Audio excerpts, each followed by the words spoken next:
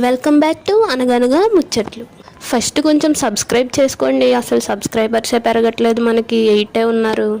ఈ వీడియోలో అసలు నా డే ఎలా స్టార్ట్ అవుతుందో చూపెడతాను. మార్నింగ్ లేవగానే బ్రష్ చేసేసిన తర్వాత ఫస్ట్ బాదాం తింటాను. బాదాము మెమరీకి తింటాం కానీ అవి నానబెట్టడమే మర్చిపోతాను నేనైతే కొంచెం. కానీ గుర్తొచ్చినప్పుడు మాత్రం నానబెడతా.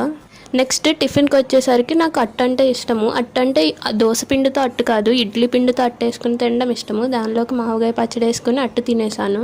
ఈ ఇడ్లీ పిండి అట్టులో కొంచెం ఉల్లిపాయలు పచ్చిమిరపకాయలు వేసుకుని తింటే ఇంకా బాగుంటుంది.